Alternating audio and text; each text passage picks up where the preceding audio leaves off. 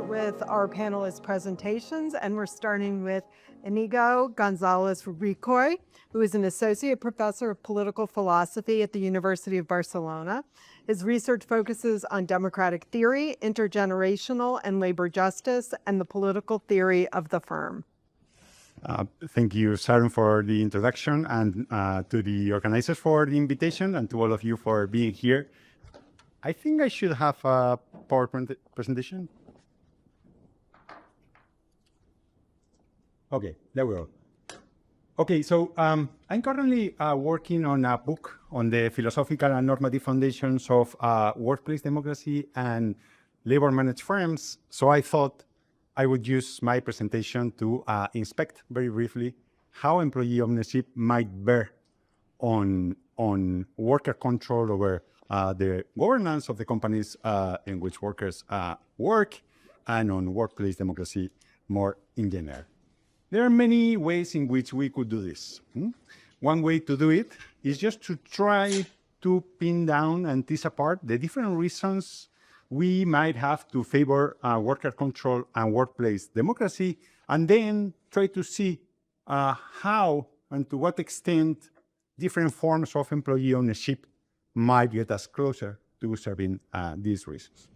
Of course, the reasons to favor workplace democracy are manifold, but I think we can separate out two big clusters of reasons. Some of them stem from the effects that worker control might have on firm performance, for instance, as measured by firm survival, labor productivity, capital intensity, job destruction, and so on, or on workers' well-being, as measured by pay and benefits, job satisfaction, occupational safety, turnover, and so on.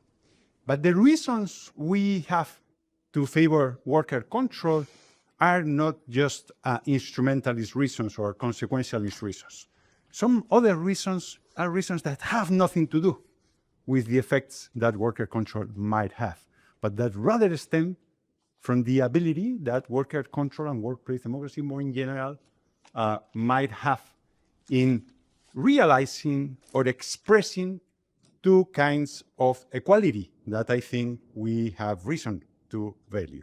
One is vertical equality, as it were, that is the equality between workers and those with authority over them, managers and top executives.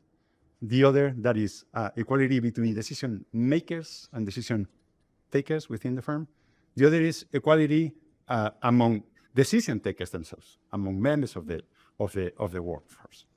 And notice that these are reasons that do not only apply to the workplace. They apply to many other realms, including the state. The reasons we have to require that our governments be democratic are, in some cases, instrumentalist reasons. We often believe that democratic governments are likely to enhance economic growth or make it less likely for countries to go into war with other democratic countries, as political scientists often tell us. Or we might think that democracy at the government level might just increase the well-being of citizens in terms of their health outcomes, their education, social cohesion, and so on. But over and above the effects that democracy might have at this level, I think that we have a more compelling reason to value democracy, which is that democracy realizes the basic, the fundamental equality between citizens and those in positions of power or authority over them, and also allocates power equally among all members of the political community.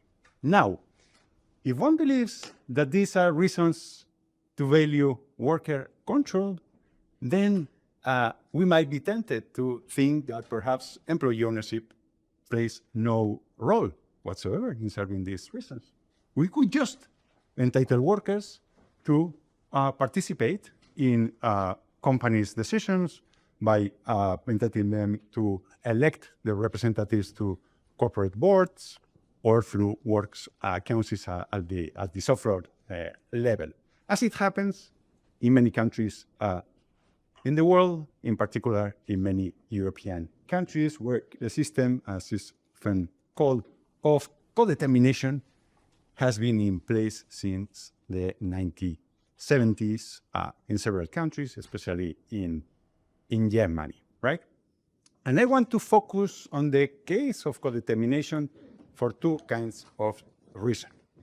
The first is the recent interest in co-determination, the recent public interest in co-determination, not only here in the US. Many would remember the Accountable Capitalism Act of 2018, but also in Europe, where the European Parliament in 2021 passed a resolution calling on the member states and the Commission to make it mandatory, to make it mandatory for firms of about certain size to have employee representatives on their boards. This is a topic that is now triggering a lively discussion in the country from where I come, in Spain.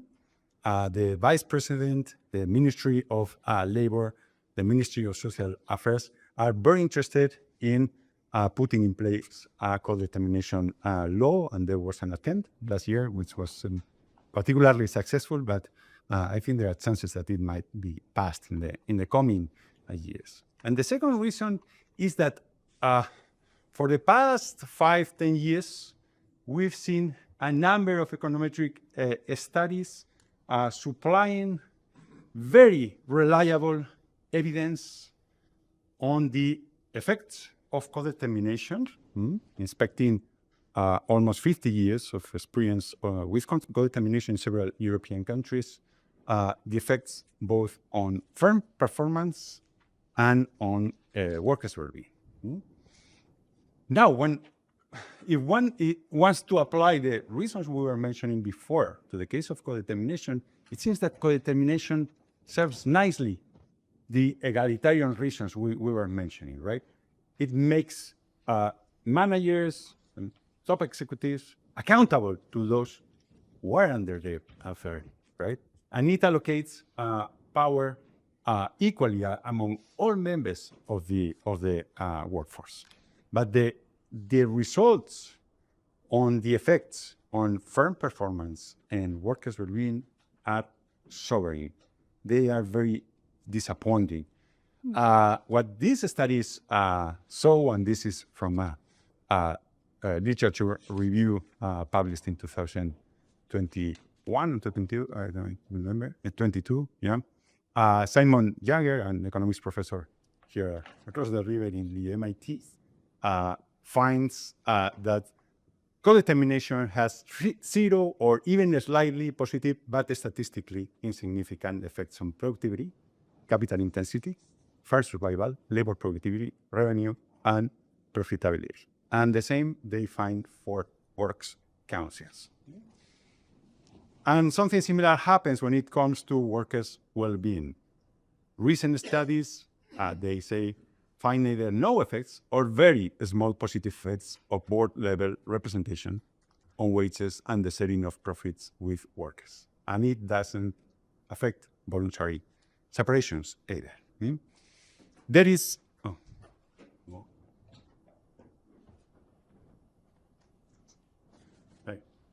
There is just one section, which is that some co-determined firms retain workers in reaction to economic shocks better than non-co-determined firms. But this only applies to those co-determined firms with near parity representation. That is, where workers can elect 50% of the members of the board. As you see in the black spot, there was no job destruction in response to an economic shock. This is a study covering all German firms from 1990 to 1980. While in those who have where workers can only elect 1/3 of the board, they destroyed judge. So with this qualification, one wonders, can employee ownership or worker ownership do any better in serving these reasons? We've been discussing for the past 2 days the effects of different forms of employee ownership on firm performance and on workers' well-being. I think we have enough evidence that they enhance, that the different forms of employee ownership enhance both of them. But of course, the concerns come when we look into how different forms of worker ownership might serve the horizontal and vertical equality that we were discussing before. I think that worker cooperatives are well suited to serve these two forms of equality in terms of granting workers control over those who have authority over them, and in allocating that control in an egalitarian way across the members of the cooperative. But I think things are much trickier when we move on to other forms of employee ownership, as Chris was mentioning very briefly yesterday in his presentation. Both because many of the other forms of employee ownership imply no control whatsoever for workers, and because often the ownership is very unevenly allocated across the workforce. But this is not something that we can discuss later in the Q&A. Thank you.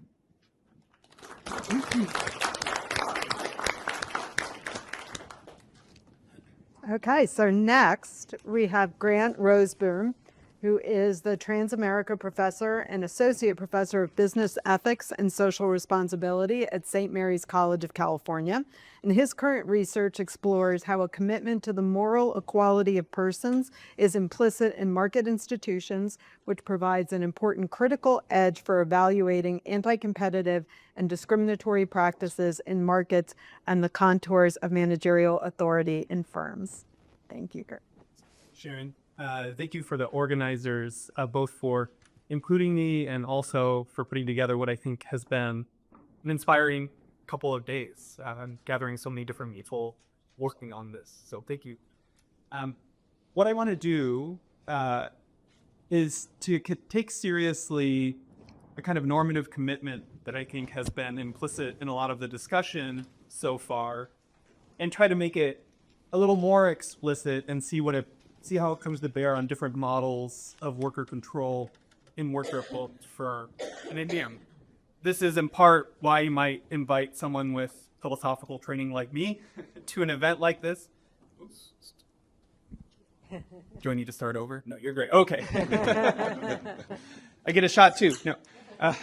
Why would you invite a philosopher into the discussion like this? Well, I think a part of sometimes what we need to do is we really need to clarify the normative stakes when we're making decisions about the institutional structure of worker-owned firms. We want to know what are the different normative considerations that are at stake and what are the implications of them. So in particular, as we've already discussed, worker ownership, including broad-based worker ownership, allows for many varying models of worker control in firms. And so we want a clear sense of when we're choosing or favoring one model rather than another under certain conditions, what's at stake? Why might we favor one model of worker control over another?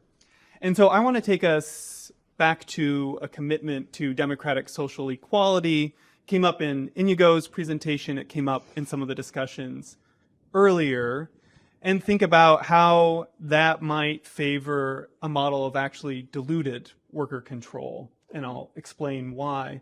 But I think it's also worth revisiting why this kind of commitment to democratic social equality is so important for this conversation. I think this is a commitment that's sewn into why we have market institutions in the first place. So when you go back to the work of someone like Adam Smith, he says in The Wealth of Nations that from his perspective, by far, one of the most important effects of a market society is that it helps dismantle feudal social orders and feudal economic orders, where people's economic opportunities are fixed by rigid social hierarchy rather than their pursuit of opportunity.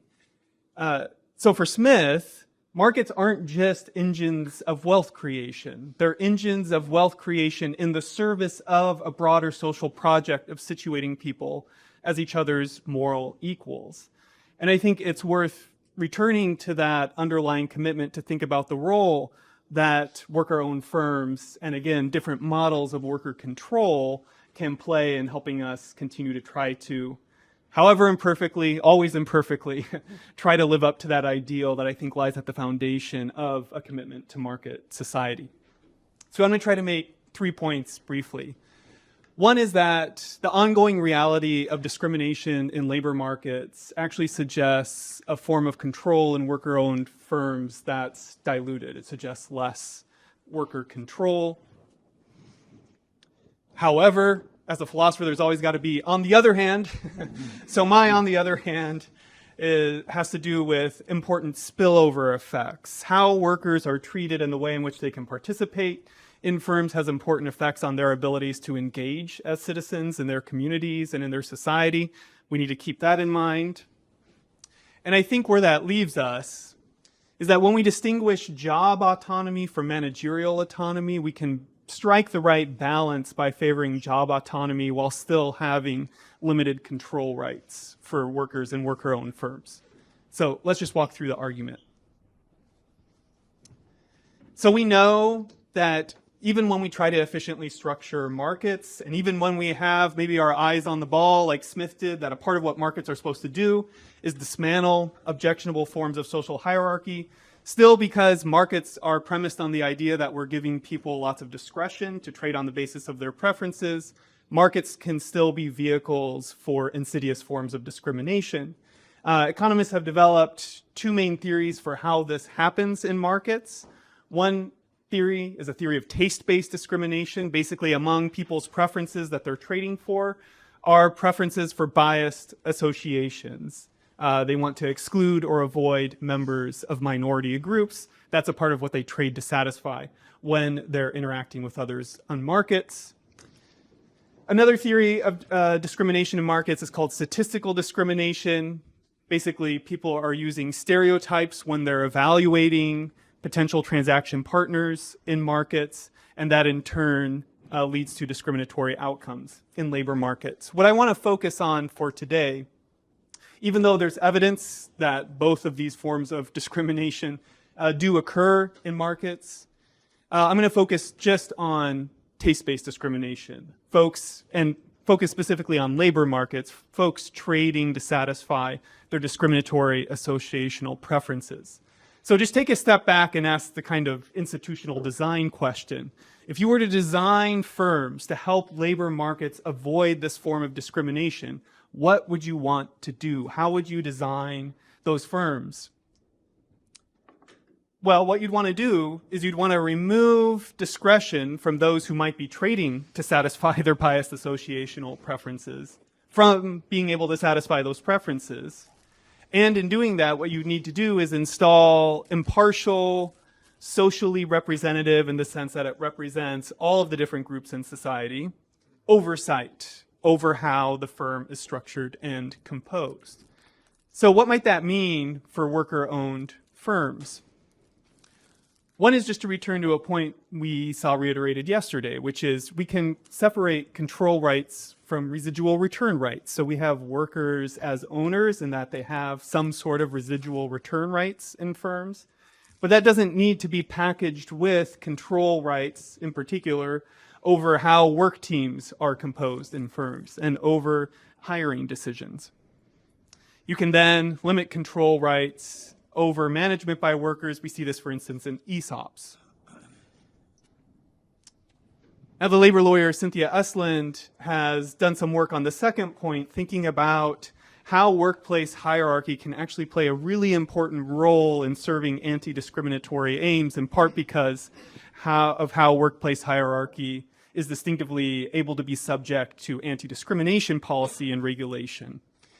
So part of what we might want to see in worker-owned firms is also a body of non-worker owners and empower them to be able to exercise their impartial perspective, since their associational preferences wouldn't be in play in how management decisions are being made. And so then what you've done is you've sort of taken the potential of worker-owned firms to help play a role in blunting labor market discrimination through how you've separated control rights from residual return rights in these firms.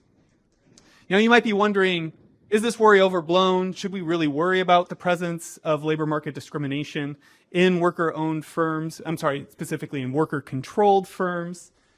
Unfortunately, the N is small, both for the number of worker-controlled firms and the number of studies specifically about this. There have been a few studies. For instance, it looks like in Spanish cooperatives, there's more pronounced discrimination against workers with disabilities. There was a study done about French cooperatives where it looks like the gender wage gap is worse in co-ops. More recently, there was a more comprehensive study done of co-ops in the US, but as we've already seen, again, the N is pretty small, so it's not quite clear what to take away from this. It suggested mixed results when it came to dealing with the gender wage gap in the US. I think that's enough, though, to motivate the thought that we need to take seriously the role of worker ownership, in worker control in worker-owned firms in trying to address this issue. Now, I promise there's an on the other hand. So what's the on the other hand? Well, again, what we're thinking about is how worker control structures might bear on trying to live out a commitment to democratic social equality outside of economic institutions. And here's something we know, not just in worker-owned firms, but firms more generally. A lack of autonomy at work and being micromanaged and spending all of your time on kind of stultifying tasks diminishes your self-respect and capacities for deliberation that in turn spills over, this is why it's called a spillover effect, spills over in your ability to engage as a citizen in your community more broadly. Now, one way to try to fix that is to engage people in managerial deliberation. And so you might think, well, is this a counterbalancing argument for granting workers control rights in worker-owned firms? I don't think so. So there's autonomy and then there's autonomy. There's a philosopher sort of thing to say. But what I mean is that we can distinguish job autonomy, exercising some discretion over how you carry out your tasks, like how they're scheduled and whatnot, and managerial autonomy, which is exercising oversight over the firm and how hiring decisions are made. Job autonomy doesn't entail control rights. And in fact, managerial autonomy doesn't entail job autonomy.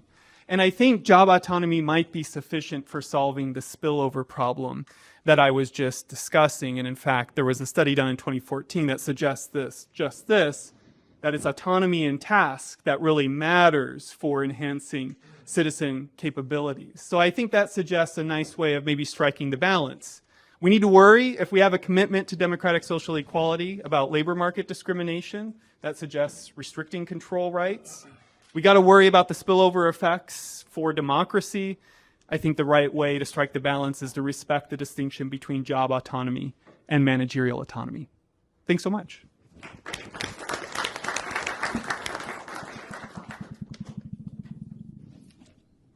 Andrew. Yes. Okay, next is Andrew Pendleton, a professor of employee ownership and reward and former head of the School of Management and Governance at the University of New South Wales in Sydney, Australia. His main area of research expertise are employee ownership, employee share ownership plans, and corporate governance. Great, thank you. Morning, everybody. It's great to be here, and thank you to our hosts for putting on a great conference, and thank you to all of you for helping that happen. I thought I'd start by correcting a misconception. It's quite a reasonable misconception, and that is I'm not from Australia. I am a Brit. I'm what the Australians would call a POM, often called a whinging POM. But I am employed by an Australian university, and I do work some of the year in Australia, but I am a Brit, and most of my research on employee ownership is based on the UK. But I'm very happy to answer any questions about either British or Australian employee ownership if you have them. Also, before I sort of get started, can I draw your attention to a special issue of the Industrial and Labour Relations Review published at Cornell on employee ownership? And we're inviting submissions. Ed Carberry is one of the editors, Doug Cruz is the other, and then yours truly is the third one. We're inviting contributions by September the 1st. So we look forward to receiving your papers. I want to pick up on issues that have come up in the previous presentations, both in this session and earlier sessions, by looking at two issues. One is, what features associated with employee ownership tend to be most important in bringing about the effects associated with employee ownership, and a more specific version of that, which is how do these various features of employee ownership affect employee attitudes and behaviour, such as commitment and engagement. And I'm going to draw on some provisional data from the UK to deal with these. The starting point is that I think we can be reasonably confident after 45 years or so of research in this area of the outcomes of employee ownership. That I think we can say that we know that employee ownership has a positive effect on corporate performance. We can be reasonably confident about that. And we can be reasonably confident that employee ownership does have an effect on attitudes and behavior, at least in some cases. But what we're less sure of is kind of precisely how this comes about. So what I'd suggest is that we need to look at what we might call the components of employee ownership. And by that I mean the level of ownership, how it's distributed, the governance institutions, forms of employee participation, and so on. And of course, to do this, we need sort of systematic data on a kind of reasonably large number of firms and employees. And we also need to look at the mechanism that links these features of employee ownership to attitudinal and behavioral change, which in due course may well affect company performance. And it seems to me that the critical, I'm not sure whether glue is quite the right word here, but the critical link between employee ownership and attitudes and behavior is psychological ownership. That the worker in the worker-owned firm actually feels like they're an owner of this entity.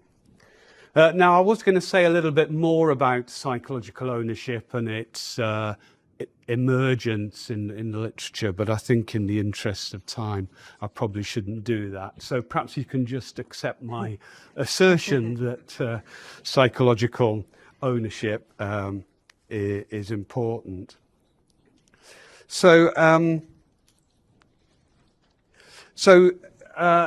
taking the importance of psychological ownership, I think there's, and the literature has kind of generally shown this, there's three main influences on employees feeling like owners.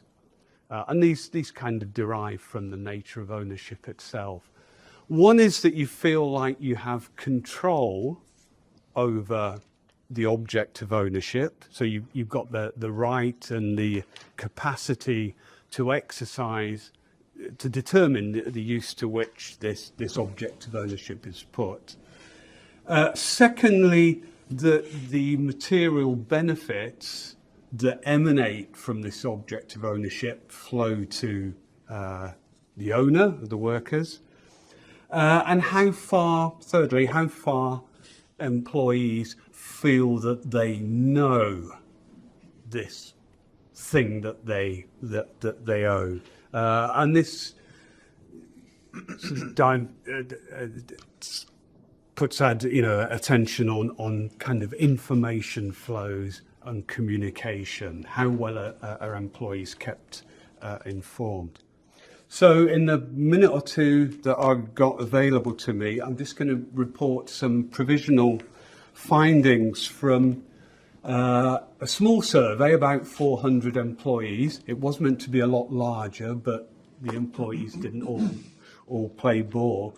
And the idea was that we've got quite a large data set of employee-owned firms in the UK, that we'd be able to link the employee data to the company data to kind of pinpoint the way that features of employee ownership might affect what employees think about it all. As I say, unfortunately, we haven't got the numbers so far, but we're hoping to expand that. So what are our findings very briefly? Number one, perceptions of increased influence are by far the most important determinant of feelings of ownership. The effect size is between 3 and 5 times that of perceived material benefits and perceived information flows. Finding number 2, the level of employee ownership, how much of the company is owned by employees, has a significant, though modest, additional influence to the factors I've already described in affecting psychological ownership. So we were then interested, given the importance of perceived influence, what features of governance and participation do the business here? And in the UK, there's been a debate as to whether employees on the board or employee councils, employee shareholder councils, are the right governance route to go down. So we tried to, by linking, the two sets of information, try and see which had the most effect on psychological ownership. And the answer is, employee directors never have an influence on psychological ownership. Employee councils have a modest influence. Now, actually, for students of participation, the above results shouldn't be surprising. What is most salient in terms of participation to workers is typically job level stuff rather than the high level stuff that's happening at the board. And we then followed up by looking at various sort of aspects of decision-making influence. And we find, perhaps not surprisingly, perceptions of, say, over task issues, over working conditions, have a significant influence on psychological ownership, whereas higher level decisions do not. So I need to finish there, but I hope that this rather provisional data and findings helps to illuminate and develop some of the issues that are identified here at this conference. Thank you.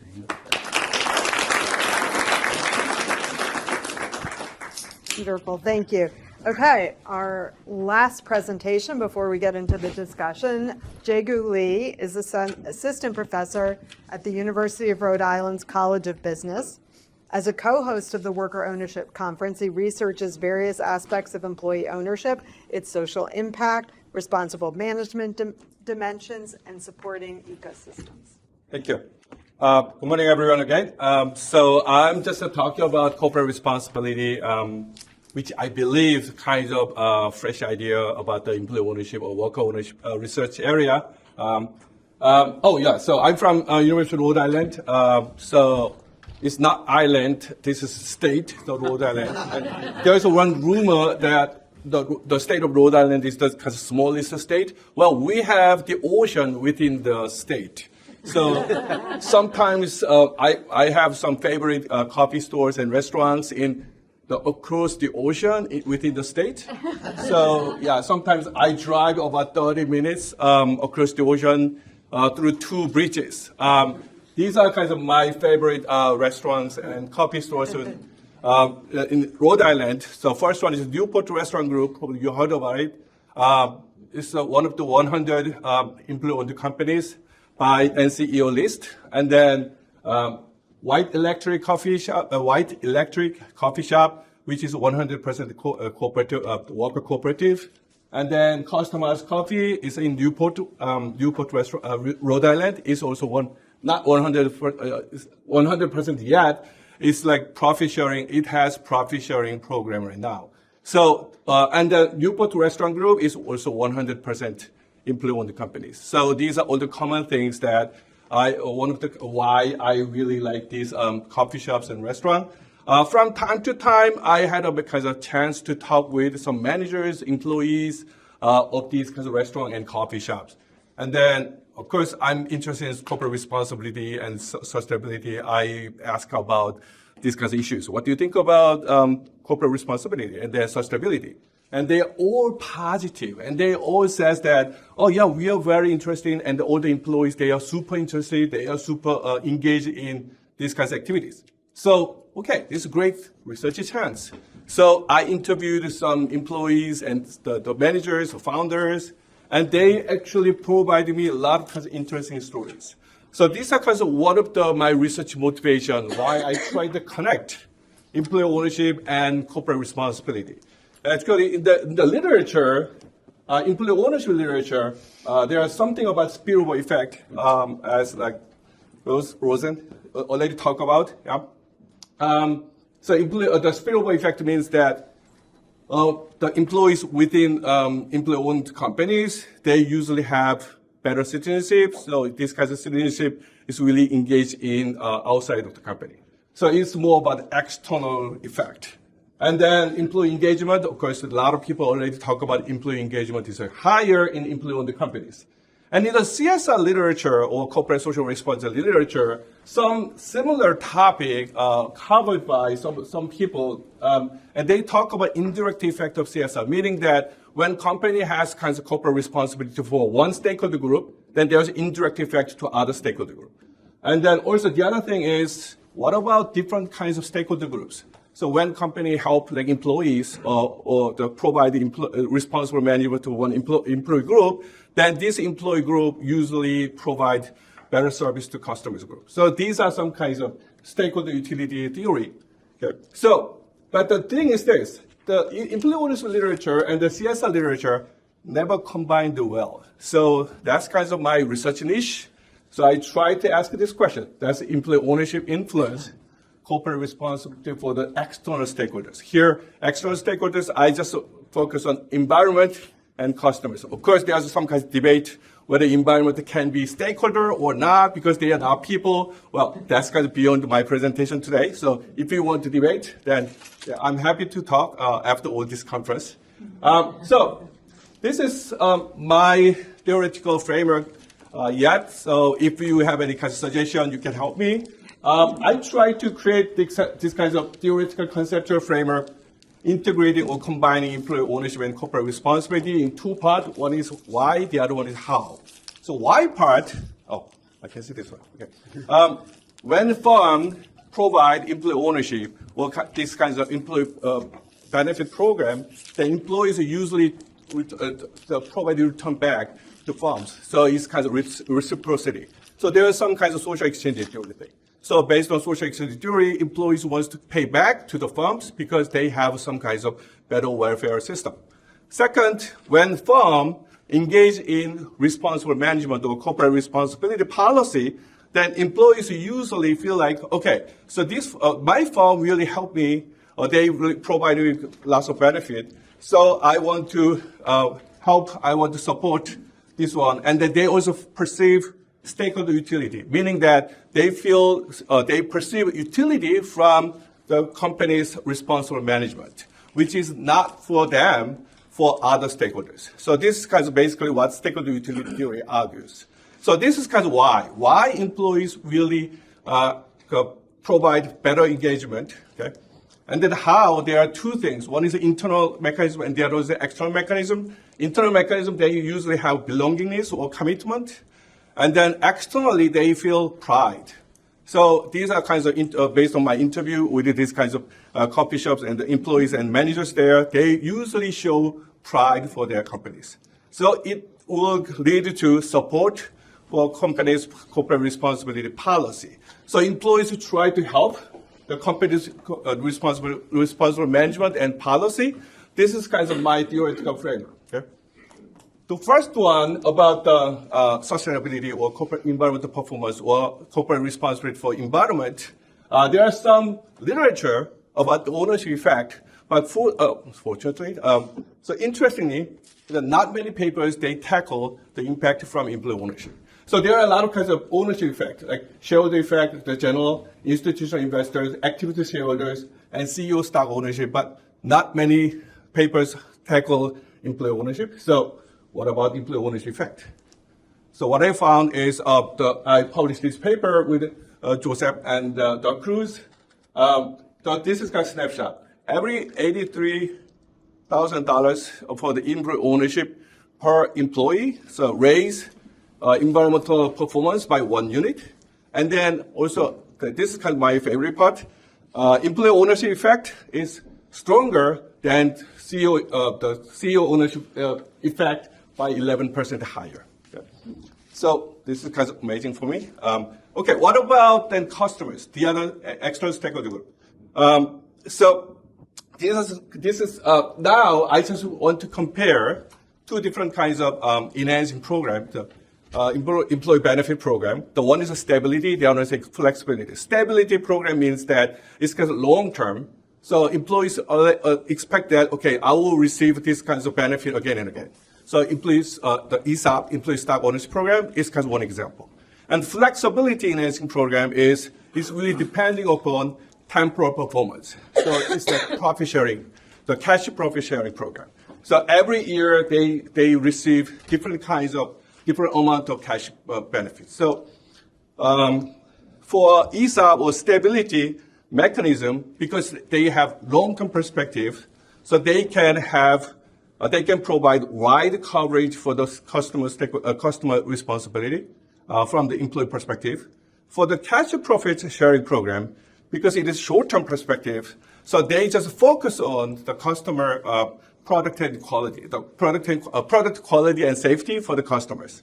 So this is kind of my framework for the customers corporate responsibility. So employee ownership lead to CSR for customer group. And then what I found is, yes, the stability employee benefit program has higher unit for comprehensive customer CSR. The flexibility, the employee benefit program lead to higher the CSR for the quality and safety. Okay. So, these are kinds of my findings. So now I'm just writing one more paper for Practitioner Journal. So based on my interview with these kinds of managers and employees in the restaurant groups and the coffee shops. So these are kinds of work in progress. So I found the three things. So how employee-owned companies facilitate better CSR performance and activities. What is the internal coordination? Because within the companies, the different group of people have different kinds of perspective over CS activities. So, for example, younger people prefer sustainability issues. Effective communication. Yeah, so already a few persons already talk about this one. The communication is very important. So it's kind of reminder to the employees, and then also for the external stakeholders. So Custom House Coffee, they have some kind of flag and a video report on the wall, and the customers will usually ask about what does it mean by employee ownership. And then they really proudly share their story. So that's kind of effective communication. This kind of effective communication also reinforce the pride to employees. Last one is collective commitment. So the worker owner for the White Electric Coffee, she really shared the story about this one. Yeah, she said we are creating and learning together. So she really emphasized about collective commitment. So this is kind of in progress. So if you have a more idea or any kind of critic, constructive critic, not really harsh, please let me know. Yeah, thank you. That's right. Thank you.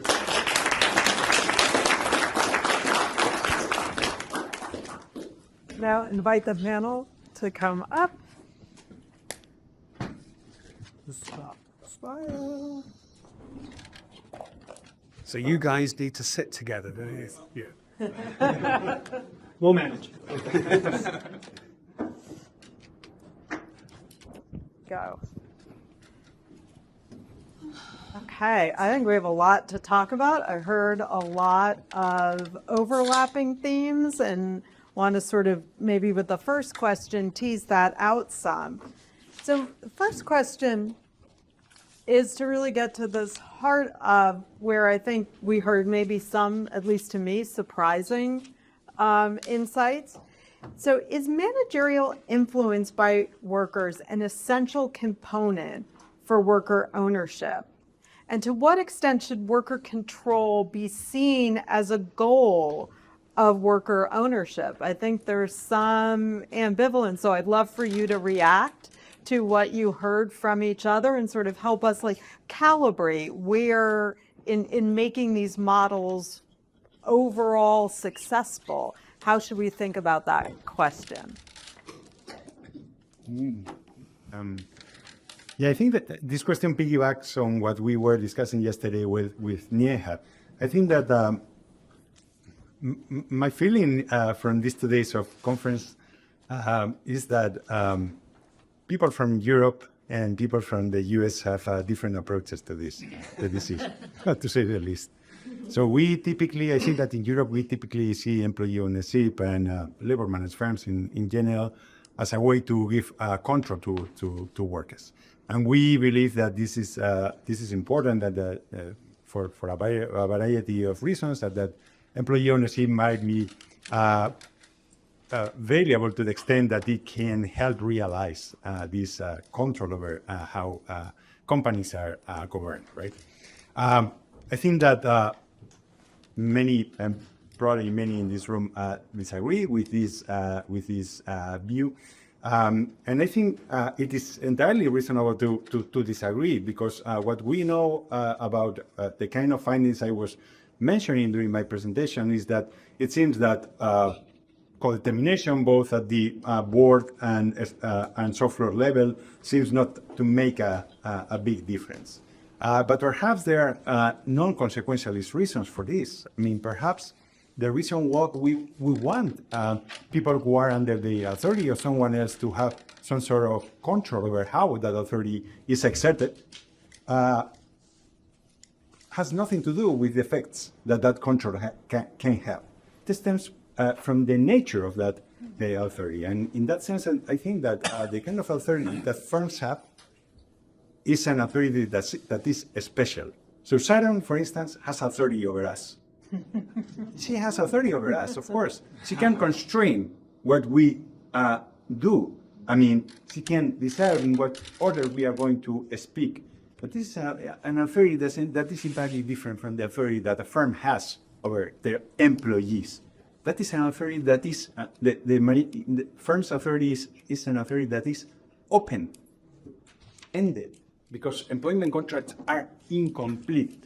Money can just really flow the stuff in a way that Sharon cannot do with us. This is an authority that is ongoing rather than episodic. I mean, Well, we'll see. She might have authority over us, but it will be done in just half an hour.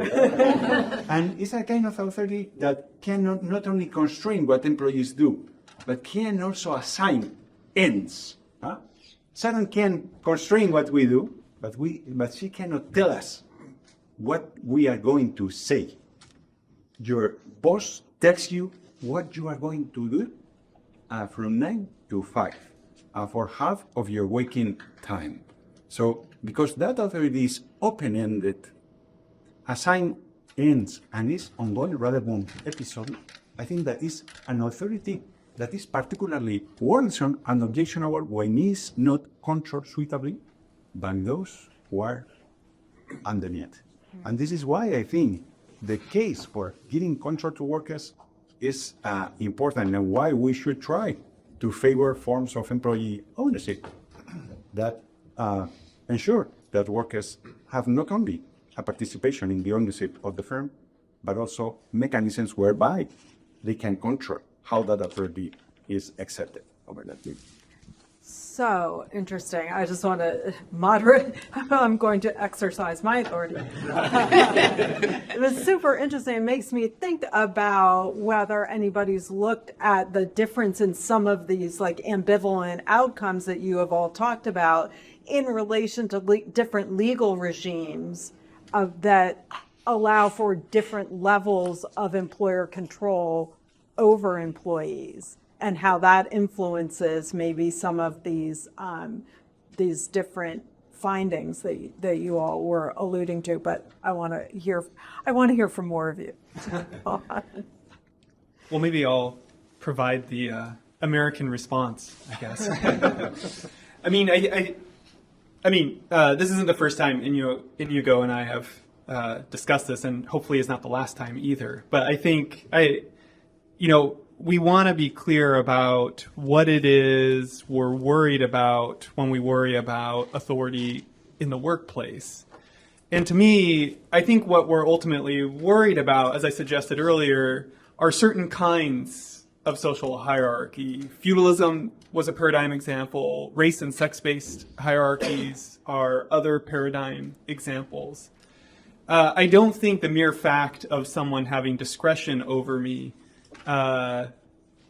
is itself what we're trying to avoid. What we're trying to avoid are these certain kinds of rigid social orders, and then we want to think about, okay, how do different forms of different configurations of authority in firms either feed into or help undermine those rigid social hierarchies that we're trying to avoid.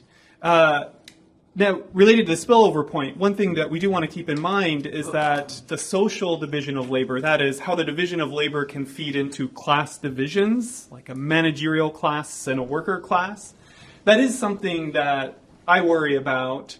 Can we have a division of labor, including between managers and workers, that doesn't create a kind of class division? But I don't think that's automatically a product of discretion.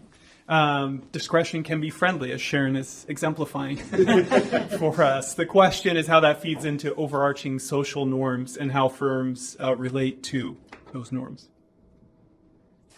I think my take is that we should only talk about workers' control if we actually mean workers' control. And there I'm thinking of worker control being a specific form of employee involvement in decisions at the kind of far end of the spectrum where, the workers are driving the bus, as it were. I don't think that's what we're generally talking about with employee ownership in most cases. It's more about, how much influence, how much input employees get into, as it were, overall control over, various aspects of decision making. And certainly in the UK, when ESOPs or ESOP-like structures first emerged, people were very keen to differentiate those organizations from what they perceived as workers' control. That instead these employee-owned companies were, to a greater or lesser extent, organized like other companies. It's just that workers owned them and workers had more say over what happened in them. And so this sort of gets to what you were saying about the difference between firms where there's 50% of control on the board versus 30%, that's a significant line, sort of to your point about whether the control is real or not. Jegoo, did you want to get in on this? Sorry. I follow Rosen's perspective in the sense that in the company, we have like manager level and employee level. I also heard kind of interesting story from Anne about the German kind of tradition. So in German family firms, they have a legacy in manager level and the owner level. At the same time, employees, they have also legacy. So one employee family working for one company for like several different generations. So it seems like there are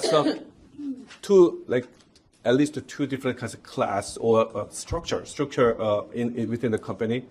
So my point is more like the employee ownership's like possible goal is more like effectiveness and the survival, which is like non-mainstream like performance measurement, because we can think about legitimacy is kind of possible goal of the company. Survival is one of the goal of the company. So that's kind of so by like 2 cents vote. Yeah.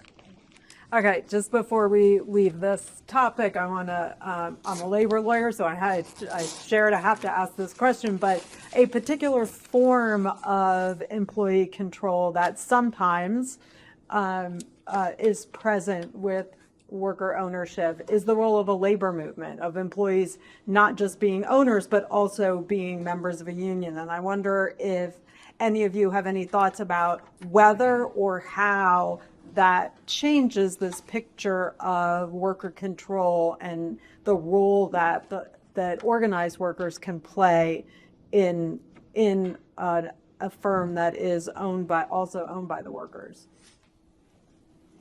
I go first. Sure. In the UK, there is no sort of legal conflict between being a trade union member and being an employee owner. Traditionally, labour unions, trade unions were a little bit wary of employee ownership because they saw it as kind of blurring the boundaries between labour and capital. But that changed in the 1980s, 1990s. And when employee ownership first emerged, it primarily came within very highly unionized firms and industries, often 100% union membership. And local union chapters, if not the national union organizations, were often deeply involved. And then in terms of the management of companies, there was a kind of an unholy alliance almost between union reps in the firm and the managers in preferring high-level representation, because one, it sort of maintained the union role, and managers liked it because it didn't get sort of interference in day-to-day management. So that was quite an interesting sort of phenomenon. Since then, with the huge increase in employee ownership in the UK in the last 6 or 7 years, just about all of those companies are union free, and that reflects the sort of general absence of unions from particularly the SME part of the private sector. Any other thoughts on? I think the legal situation is very similar in Spain. Just speak up a little bit, please. Yeah, I think that the legal situation is similar in Spain. But that is a situation that I think the Spanish labor movement had trouble to come up to terms with, and there's there are famous cases in the 70s in which unions faced a lot of opposition in worker cooperatives, and particularly in Mondragon, where workers, and particularly low-skilled workers, attempted to unionize, and they found a lot of resistance from other workers, saying that the unions were irrelevant in a worker cooperative because they already could just raise their complaints and they already had control rights over the board. So that was unnecessary. I think this changed, and now trade unions in Spain have a massive role both in worker cooperatives and in sociedades laborales, which are sort of a form of employee-owned firms where employees own more than at least 50% of the equity. And I think that the way things are seen is that unions play a pivotal role in realizing the control rights that workers have in these companies. They supply the technical expertise for workers to be able to make decisions on issues that might be very complicated, related to legal issues, to economics issues, to engineering issues, and so on. And some of the things that Chris was mentioning yesterday, right, of how employees can meaningfully participate on boards when they often lack that kind of expert knowledge, right? I mean, unions supply that expert knowledge, and I think that is the mainstream view nowadays, at least in Spain. Great. Okay, let's get a little more specific, I think, on one theme that we heard about the importance of this like task level, or the sort of closer to the ground level control versus the high level boardroom control. So which managerial practices, more specifically sort of getting below that level of generality, do you think leads to a successful worker-owned firm? And to what extent do those practices affect the firm's ability to meet its business objectives? I guess I'll kick us off. What your question brought to mind was an anecdote. I was talking with a colleague a couple of years ago.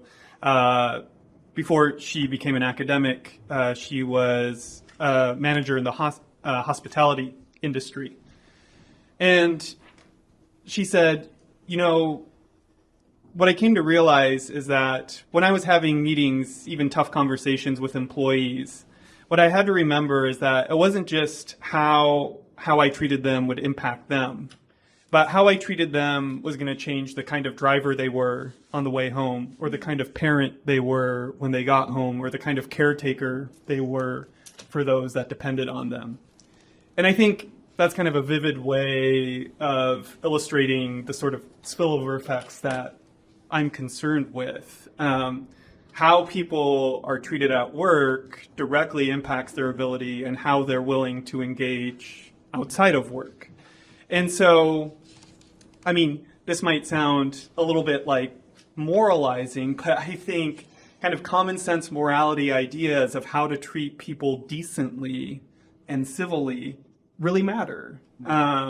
So I think if managers were taught to think about how they engage with their employees, including in worker-owned firms, specifically with an eye to what does it look like to listen with empathy? What does it look like to avoid micromanaging in how you help someone structure their task? And always done with an eye to, you're not just managing them for them, you're thinking about the kind of person they're going to be when they leave work. If the benchmark for success is we want worker-owned firms to do their part in upholding a commitment to democratic equality, then I think, it might sound a little moralistic, but I think managing with decency is really one of the central things. So, yeah, if I add, this is just based on the empirical data, and then the face-to-face interview I learned from the managers and employees there. If I can use like metaphor, it's like the road bike competition. So in the road bicycle competition, as you know, if there are 3 persons in the same team or 4 persons in a team, when they measure win or lose, the last one is the criteria. So even though we all 4 are in one team, and these 3 are like top 3 kinds of bike the racers, that if I will be the last one, then our team, the rate is the last one. So they measure the last ones, the worst players' record. So if I use this kind of a metaphor, my point is, my takeaway is that even though we have an employee ownership structure, we have dignity, yes, these are all important, that we respect the value of human capital. But at the same time, the one is about communication, what's going on in the company. So a lot of kinds of companies, they talk about open book management. So employees have to see what's going on in the company, what are profit, and what the kinds of problem in the company. They have to know about it. So communication is very important. The other one is, even though they are transparent for the information and their managerial decision making, what if some employees don't understand? So I think we have to put up business kinds of knowledge, like financial literacy, like financial literacy. We have to put up the employees like business idea and business literacy.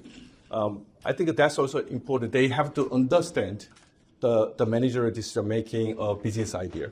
So communication and then how can I say business literacy, that might be important factors. Just real quickly, I think it's worth noting that worker ownership doesn't by itself guarantee these things that we've been talking about. It doesn't by itself guarantee good civil managerial practice. It doesn't guarantee that people know how to deal with information flows and increase financial literacy. So these are things we kind of have to graft on to the model if we care about it. Andrew, any thoughts in your research about those kinds of practices that created that psychological ownership?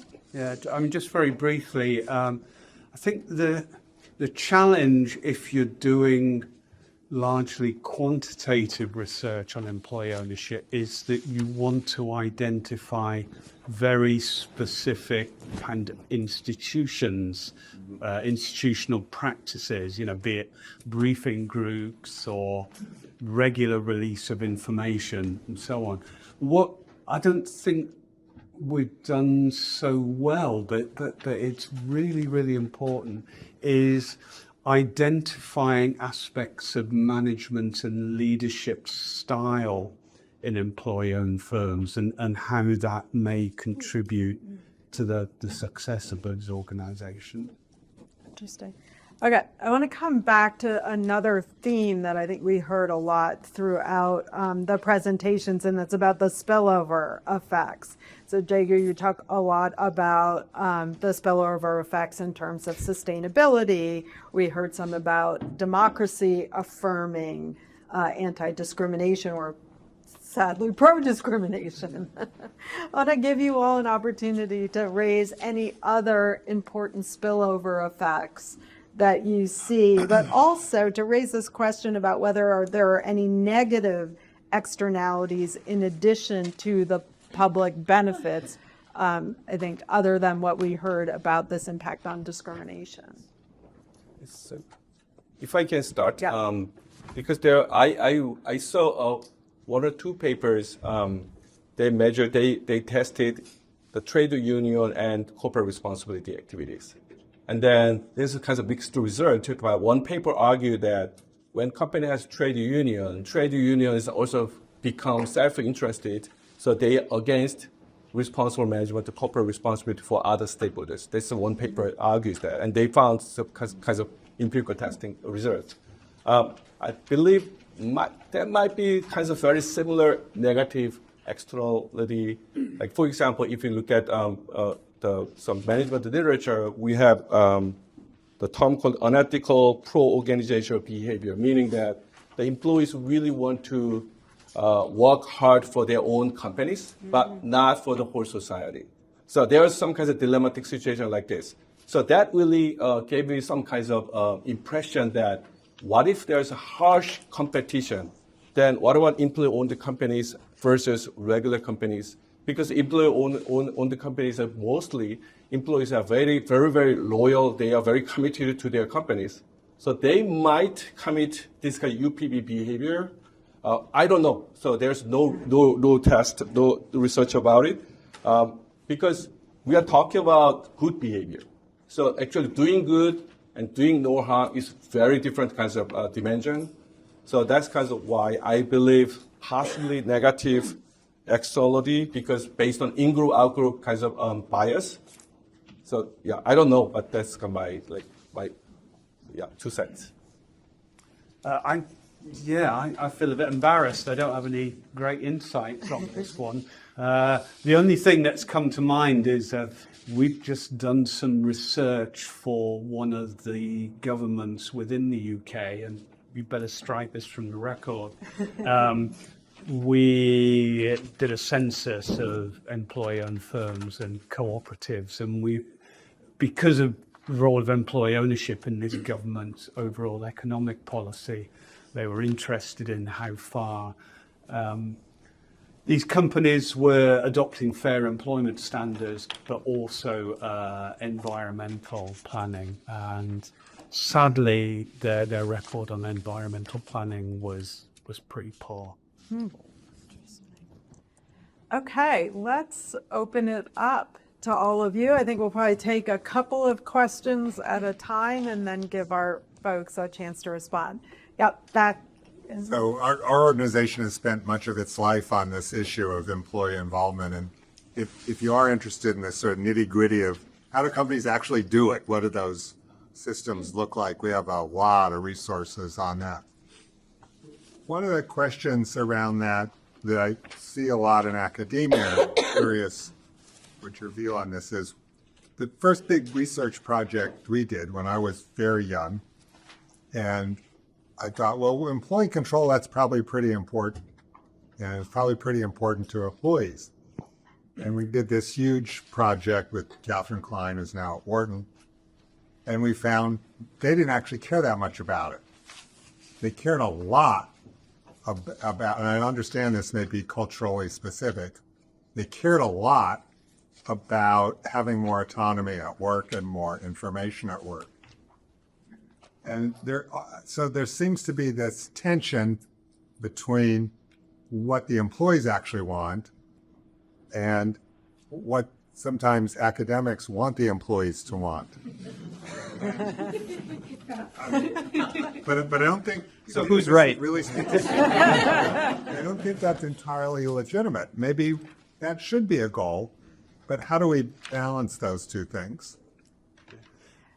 Well, if I just come in there, I kind of appreciate the sentiment, Corey.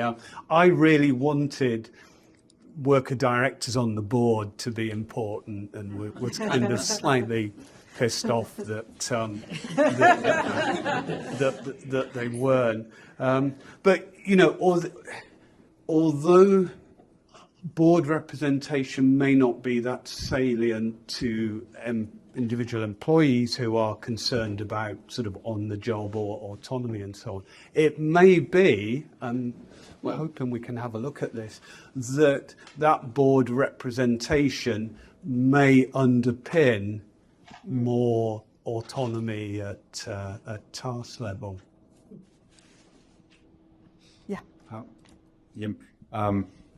I was wondering whether you've seen a paper published in the American Political Science Review. I think it was 2024, 23. It was an experimental paper with a large sample of workers about the views on floor-level representation. You seen that one?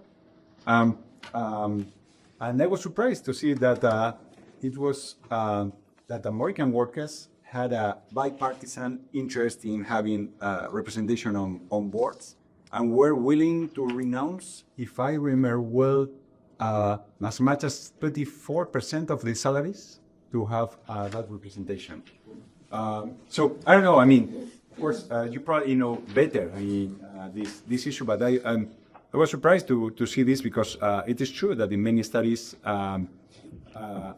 particularly in the studies about employee ownership, I think that it is true that what they often care about is more job autonomy and being able to work without supervision and being able just to refine their tasks and the pace in which they are just doing them and so on. But this paper went a bit against that view, so it might be worth checking it out. Yeah. Yeah. I wanted to build on the story that Jegoo, and I hope I'm pronouncing it correctly, talked before about white electric coffee. So I'm Micha Josefi with the Cooperative Fund of the Northeast. We finance co-ops across the Northeast, including 60 worker co-ops, including white electric. Oh, okay. And if you want a closer example, you could go right across the river to Circus Cooperative, which is another worker-owned co-op cafe. And I think what's interesting and kind of ties to some of this discussion of labor unions and trade unions is in both of these cases, the workers organized a union in order to get better contracts with the owner. Discouraged the owner from continuing to own the business and to put them both up on the market. And then they were able, with our financing, to help buy. And when we were underwriting both of the co-ops and talking to the workers, and they both talked about the labor union organizing effort as being key to building the cohesion, the unity that you were speaking to yesterday, that allowed for the co-op to go forward and be successful. It's a little less of a question, although I will. Thank you for sharing. Olga? Yeah. Yeah. Grant, I really appreciated your discussion of discrimination and democratic workplaces. So you mentioned some studies that have shown that there's more discrimination against people with disabilities at such workplaces. There's more discrimination against women at such workplaces. And you also talked about Gary Becker's theories of case-based discrimination. And one of the predictions in his model is that you might end up with segregated workplaces with all women, all men. And I have two questions. One of them is, many worker co-ops are on the smaller side. Do we see more homogeneous co-ops where the workers are similar to one another? That might actually make democratic decision-making easier. Democratic decision-making necessarily gives more weight to the majority opinion over the minority opinion. So my second question is, how do we overcome this issue of minority voices might be, sort of overrun in democratic workplaces? Perhaps, the Mondragon model, where there's a board that is elected by the workers, might counterbalance this. But I just wanted to hear your thoughts about that issue of how might we address that the minority opinion, minority voice might get suppressed in such workplaces. Yeah, I'll get us started. Thank you. I think it's an important, pressing question, so thanks for picking it up. One caveat, and I'll have to defer to Olga because I think you have more of the data on the ground, but it is true that in the U.S. context, there are a large number of relatively homogenous worker co-ops, but oftentimes they're homogenous amongst minority or minoritized groups in the U.S., and that might actually be playing an important, its own important anti-hierarchical role, given the ways in which they've been excluded maybe from more mainstream economic forms. Acknowledging that, directly to your question, I think there's a role to play for non-worker shareholders in these firms. Now, a lot depends on the composition of the shareholding group. I don't think the U.S. stock market is, at the moment, a great example of a widely accessible, open kind of stock market, but that's something that could be fixed. And so if you imagine including some amount of non-worker shareholder oversight, I think that could make a big difference. Yes. So I'm going to make a statement, and it could actually be false. But I looked at a particular country, which I'm not going to identify right now, at worker cooperatives, and did some work and interviews, and heard evidence of nepotism in, right? In the case, especially a case of males getting their sons. Okay. And I want to suggest that maybe it's possible that those same guys, right, who had control of the governance of the organization were more able efficiently to engage in the nepotism. And maybe when you don't have the guys controlling the board of directors and the governance, and maybe this claim of more discrimination in employee-owned firms is true for worker cooperatives with certain kinds of governance feature and certain kinds of guys features. That's my comment. You want to prove that it's false? Let's get some evidence. But that's my assertion. Other, Chris. So I would like to propose that this same discussion was perhaps happening in 1782 when we were making sense of this idea of political democracy and not just sort of reporting to the king and his or her. That we're talking about the growing pains of democracy. I completely appreciate and welcome the gentleman from St. Mary's. Your name? Grant. Great. Because you presented it so clearly that there's a danger that this kind of idea could promote a kind of clannishness, so that I bet you that was a problem in 1782. So how do we break that up? And I think we break that up through marching through this and confronting these issues. And a friend of mine who's since retired and a lawyer many years ago, who I used to get into arguments about these things. He said, "Well, geez, Mac," and he says, "if there's going to be workers on boards of directors, and that's your board of directors, what do you have then? You have a staff meeting. It's like there's no new oxygen, there's no new ideas coming in. You're calling something a board of directors meeting, and then the group of people could be sitting around the same table having a slightly different conversation the next day. So what does that suggest? That suggests the importance of independent, non-employee members of boards of directors with relevant technical expertise that can challenge the management in particular about how they're governing the company. Now, does that mean that those people just need to sort of descend from the heavens? No, those technical experts, this is my bias, ideally should be in some sense selected by the employees through some kind of nominating committee where the relevant independent experts you're given a choice of your lawyer, your engineer, your technical person, because you don't want staff meetings at your board. You want to have, and in fact, in Mondragon, I've challenged my friends in Mondragon on exactly this point. The most the most successful worker cooperative movement in the world has only worker and manager members on its boards. I said, are you people smoking something? I mean, you need to be able to bring in some outsiders. That doesn't mean you give up control. That doesn't mean you don't pick them. But you want to have sort of intelligent debate about what's going on. Now, this is not an either-or thing.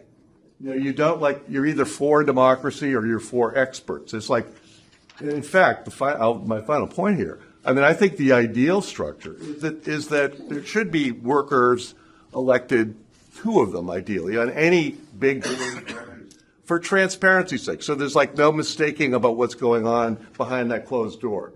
But then the dominant group should be independent professionals are selected by the board.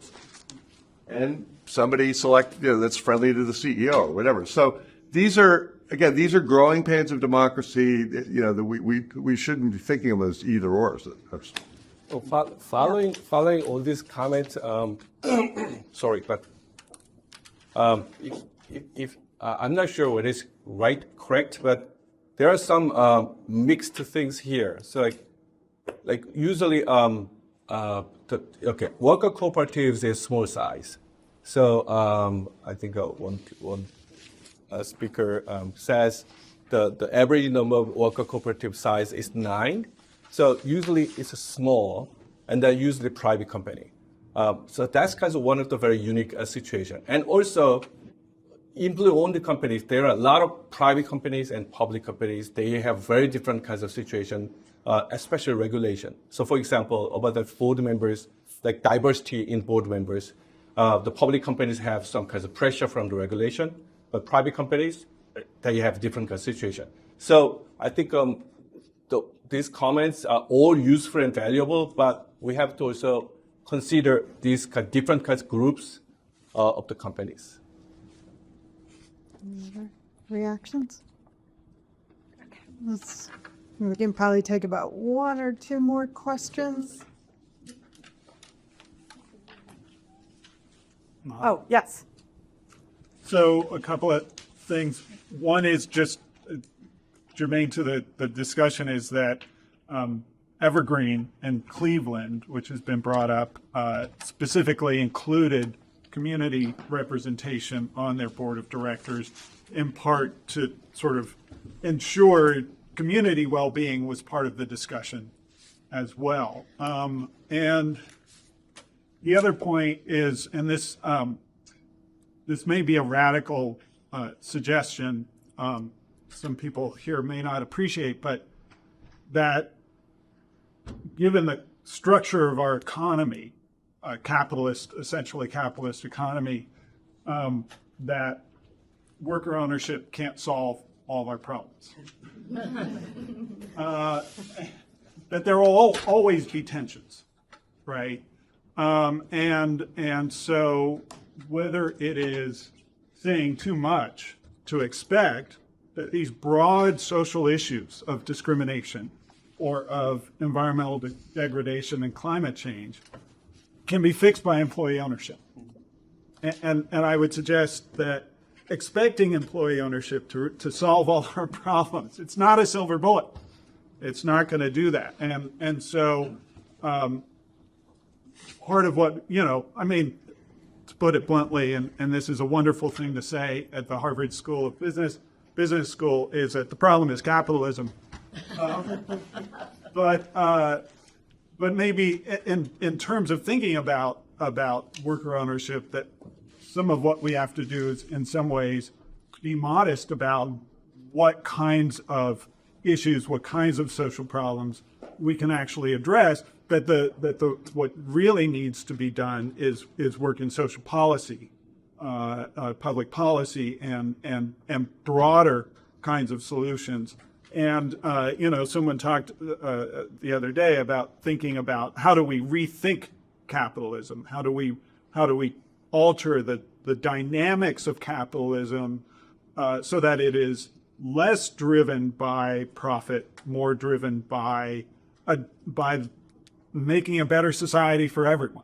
I can't remember if it was someone on this panel or the prior one, sort of asserted that utilitarian objective of creating social institutions that derive the greatest happiness of the greatest number. I think that's probably maybe a good place to end, because I just want to bring that back to, I think, something we heard at the beginning of the panel, is thinking about one of the spillover effects of being participation in political democracy.